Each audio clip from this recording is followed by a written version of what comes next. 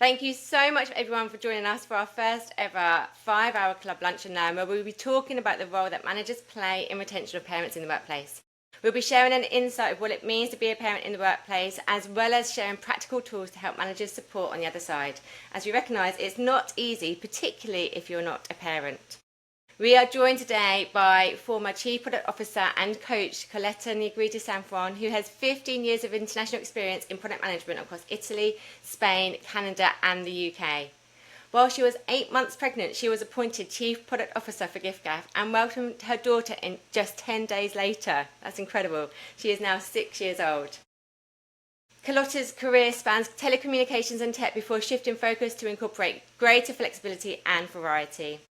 She's currently consulting with product companies and coaching with a focus on helping individuals thrive both personally and professionally. And her main passion is about supporting organisations to retain talent by enabling working parents to succeed. So welcome, Carlotta. Thank you. Thank you very much, Amy. So let's kick off with our first question. Carlotta, can you talk us through your background as a Chief Product Officer and then your decision to become a coach and advisor to working parents now? Yeah, sure. Pleasure. And actually, Amy, you've said it yourself. I think that my biggest career and life highlight was being appointed as Chief Product Officer in a fast-paced company just 10 days before becoming a mother. And that changed everything in ways I cannot start explaining. And then actually, after there was COVID and their postnatal depression or something that actually, was never diagnosed, but years later, I recognized the symptoms of what I was going through. And when I returned to work, it was a pretty intense time of my life. And it wasn't for the lack of support, actually.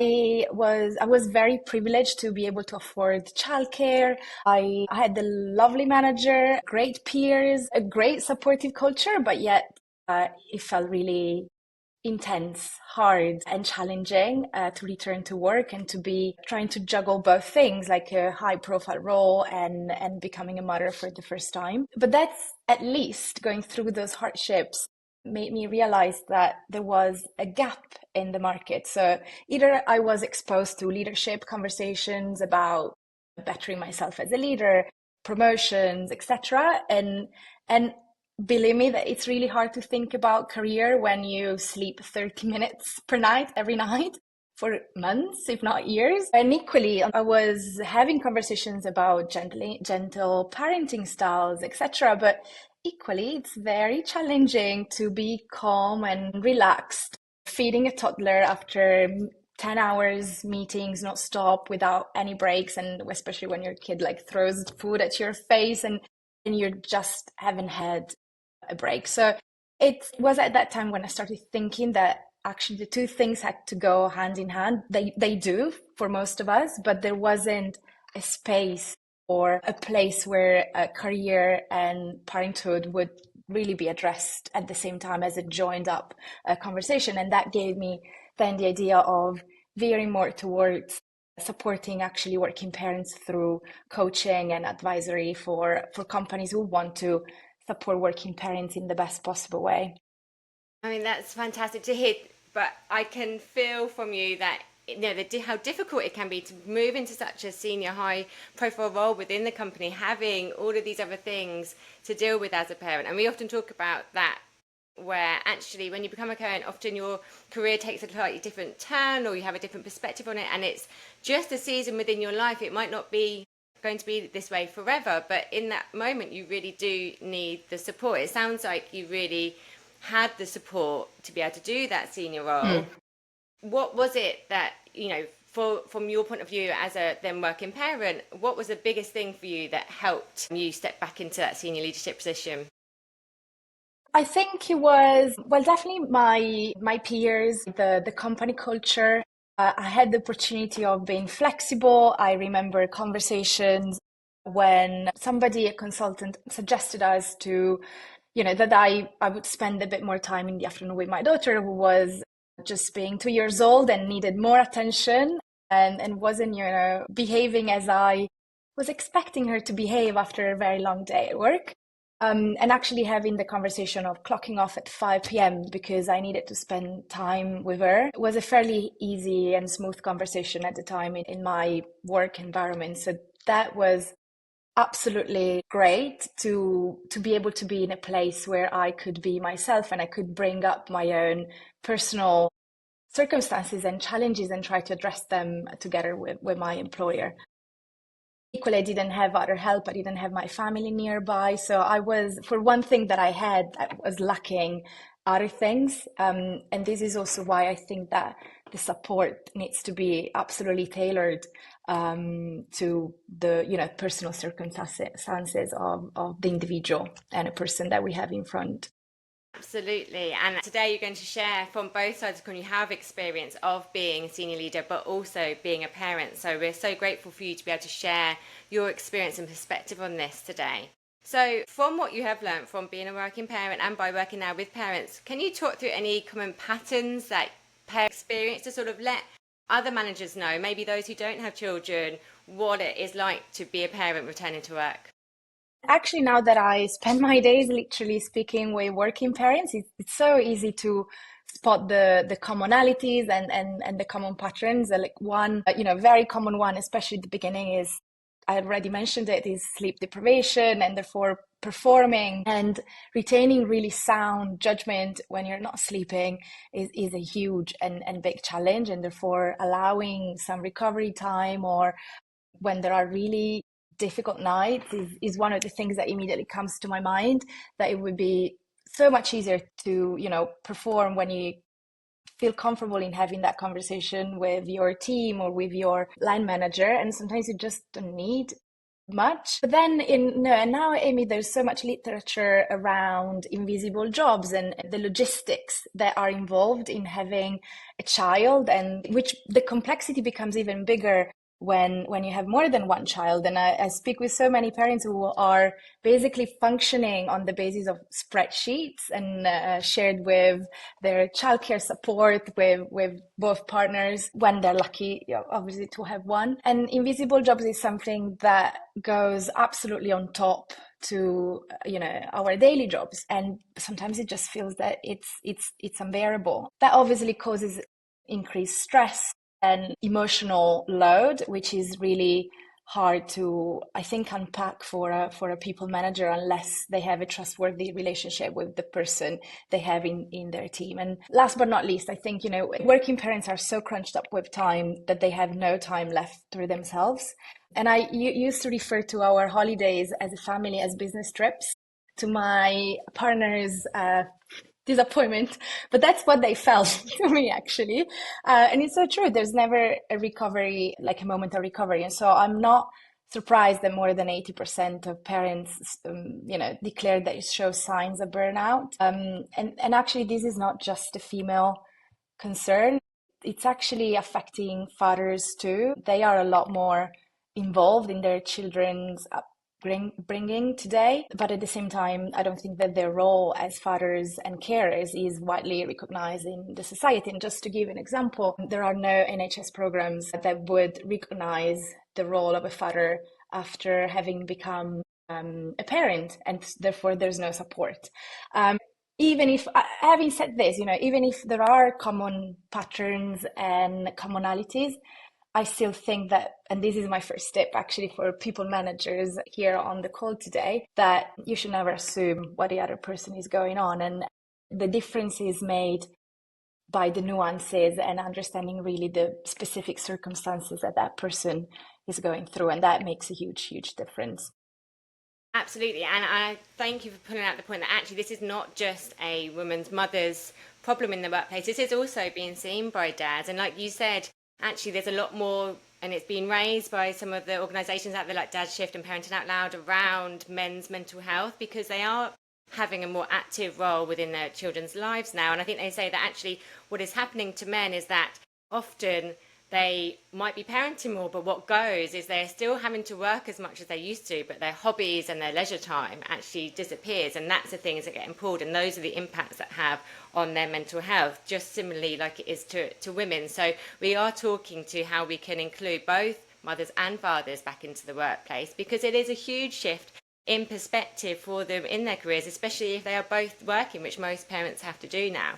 So you touched on this already. What are some of the biggest challenges that you see managers face in supporting parents? Because we do recognise that being a line manager for a whole team of different people with different needs is really difficult thing to do. What are some of the things that you've seen that managers struggle with particularly? Yeah, I think this is another really important topic that is not addressed very, very often. I suppose we all put on that face of brave leader, but there's a lot going on within. And I think one of the most difficult things for a leader, at least, good ones, I think, is to stay calm under pressure. There's always a constant pressure, is a relentless job. The leaders are required to make decisions constantly, but basically every meeting is a performance time, it's show time.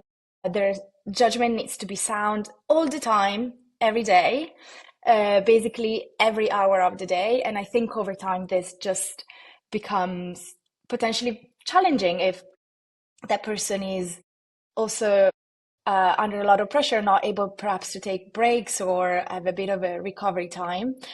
And I think there's a lot of context switching. We also need to recognize, a senior leader might move, flex between numbers and market share and, strategies to very important people related discussions and considerations. And it's just a different part of the brain that needs to switch on and switch off. And over time, it gets easier. But I think when the bar is so high and when you want to do absolutely your best and make a big impact as a leader, it's absolutely not as easy as it might sound. And as you said as well, sometimes, well, luckily, we cannot, I suppose, we cannot go through all the things that happen in life. And some of those challenges just do not resonate to us. And I think in the context of supporting working parents, I think sometimes it might be hard to approach the topic with ease, and because they might come across as a bit conflicting. Like you might be feeling under pressure to deliver a budget, to drive numbers, but you also may want to have conversations about flexibility and how you can support that person. And if there is one thing you could take away from this brief conversation today, is that I would like to demonstrate to you that the two things can be combined and don't have to be in conflict all the time. It's just an apparent conflict that can be resolved through conversations and deep listening to that person. Oh, that's really great to hear. And I think you're right. I think it's highlighting that this is a really difficult thing for managers to do with all of the input that they have to deal with. And it's recognising that actually, and we often talk to employers about this, it's that you do have a business case that comes first and the priorities are there, but also what can you do to make the most out of your team and all the individual needs that are there, which includes parents, but other people have different needs, and how do you do that? So hopefully, Coletta, you're going to help us a little bit with that today. What are some of the common assumptions that you do see from managers, though, in terms of, even if they do have good intentions, what assumptions do you often see? I think we could split the conversation kind of into two macro categories. So you were referring before to line managers who do not have kids themselves and are managing instead working parents with needs that are different to their own lifestyle. And I've been one of those, especially early in my career. And I realize now that I could have handled things definitely a bit differently at the time. I just didn't know better, I suppose. But one common assumption that I see, even if with good intentions, is that nothing has changed for that person, that they're coming back to work, and you don't want to make a big thing of having become a parent because you just want to support them in the same way. But actually, the first most important thing is to recognize that everything has changed for them. Their relationship with money, with time, with their own partner as well. Everything gets reapproached and reevaluated when you have a kid for obvious reasons. And so it's kind of restarting again a bit that conversation and that relationship and trying to understand that person and asking a lot of questions in an empathetic way to try to understand that person's needs better, because they have definitely evolved. But at the same time, I would say for the working parents who are managing other parents, then do not assume that you know already what they need. as I said before, there are a lot of common patterns, but then in the end, this is a very personal and specific experience, and each of us will navigate in a slightly different way.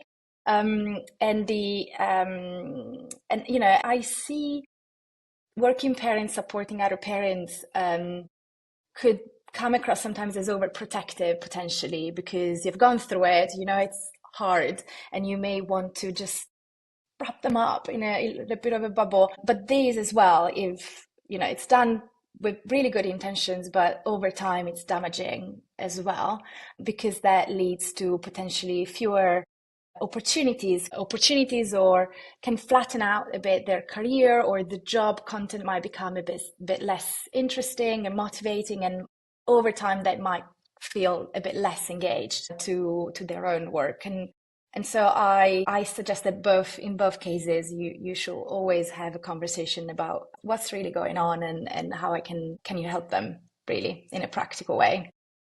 That's a really important point to make, isn't it? I think sometimes we do assume so much that because you're a parent or you've gone through it, you know how it feels, that you want both the same things and you want your career to look the same way. But actually, you know, everybody does want different things. You know, work is often an outlet for a lot of parents who do just want to keep pushing through and want to progress regardless that they've had children. So it is about having those conversations first. And I think it's a really good point. It's quite interesting, actually. I spoke to a manager the other day, and he was including somebody new into his team and welcoming somebody new into his team, and he only found out she was a parent on her first day at work, because throughout the whole interview process she hadn't felt like she was able to share that had a 9-month-old at home.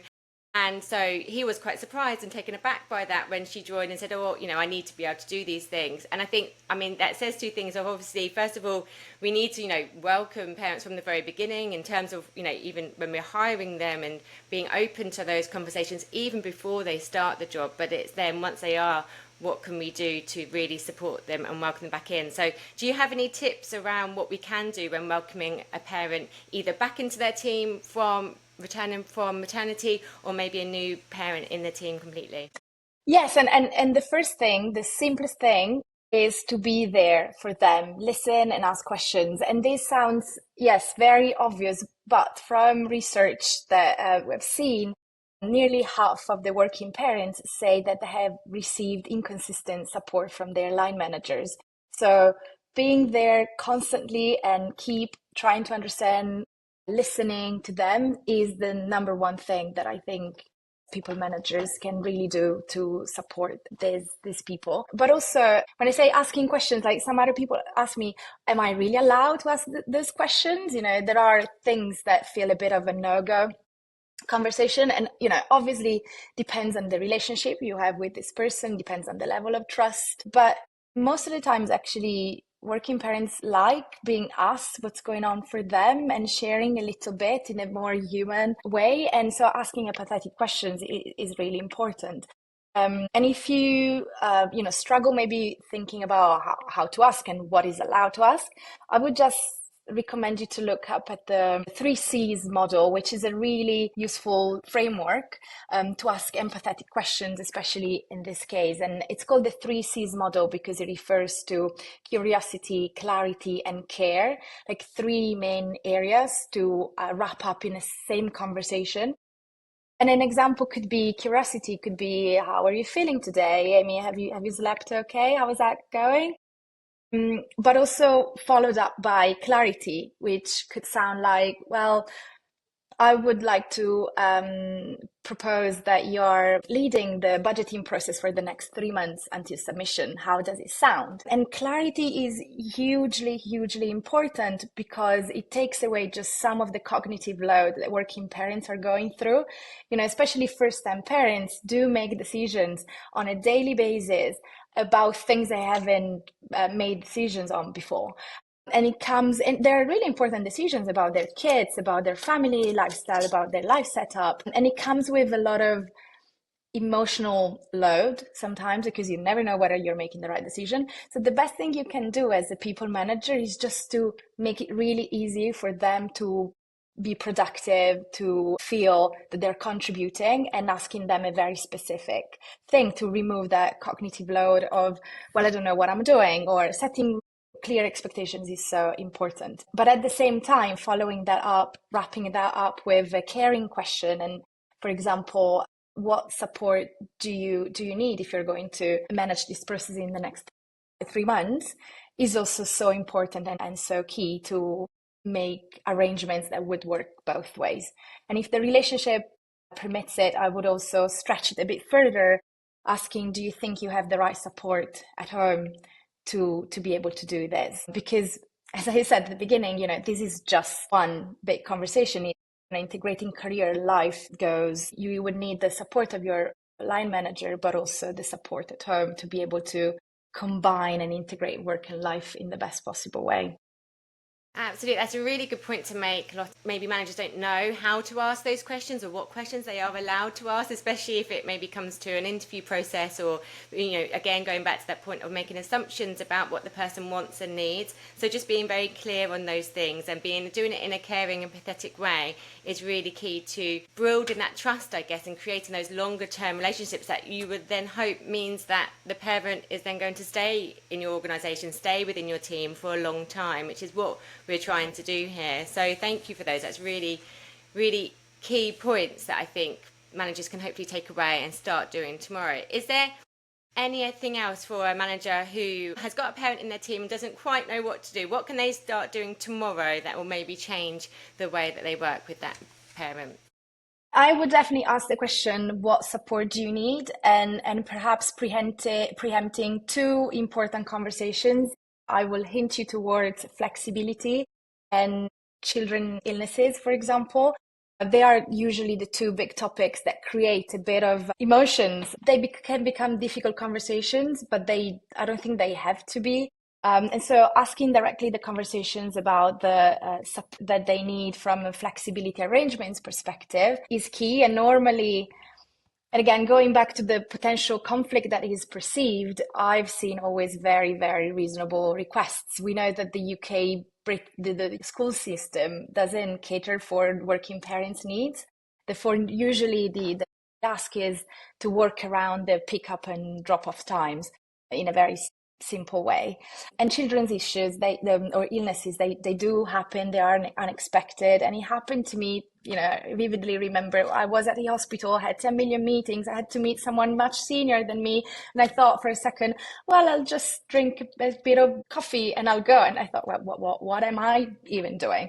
Just to give you an example of how difficult it is to think straight in those moments. And so as a people manager, if you can just ask that question, if something happens, you send me a text message, we'll think about it when it's over. It goes such a long way. Those really simple, practical things, if you can just manage them proactively, almost on behalf of the person you have in front of you, then I cannot tell you how much that pays back later on in terms of loyalty, reduced stress, and engagement and productivity above all. Absolutely. I guess it is those little things, isn't it? I saw a parent say the other day that they returned from maternity leave and nobody asked them how their child was, how things were, what can they do to be, what do they need? And that one question would have changed the way that then she approached work and she thought about work and her perspective on that and her relationship with those people within her team, because they were recognising that, there is things that go on for everybody outside of work. So it is recognising that.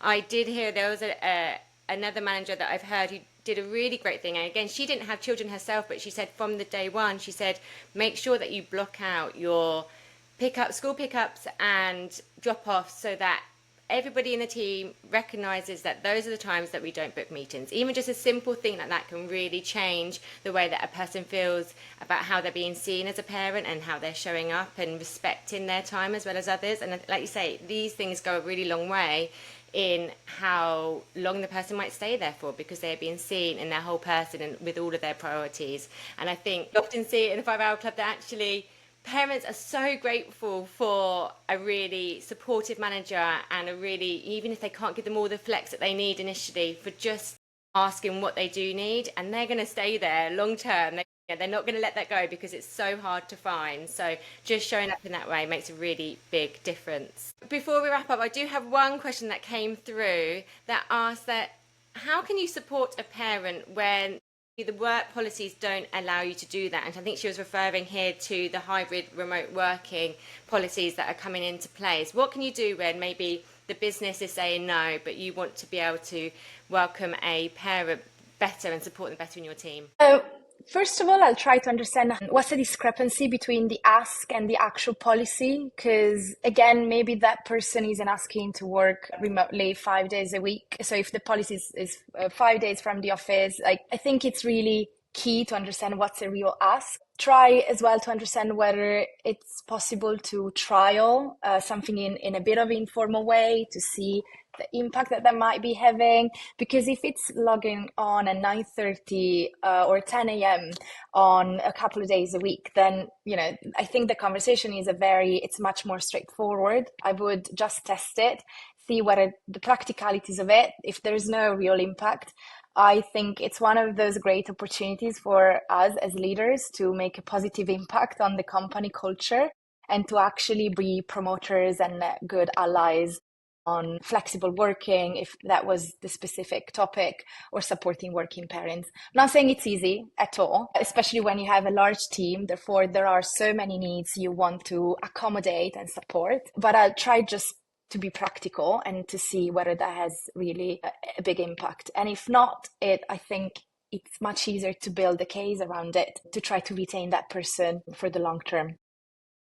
Absolutely. So before we wrap up, have you got maybe one or two sentences in sort of to summarize the key things that if a manager could take these things away with them today, what would they be to go away with? Have proper conversations, be actually yourself in many ways, in trying to be as comfortable as possible in having those conversations. And I think the more you practice it, the more actually will become easier, and listen deeply and try, experiment. I think it's a really good opportunity to, again, make a positive impact. I think being a leader is super hard because of all those business metrics and stuff.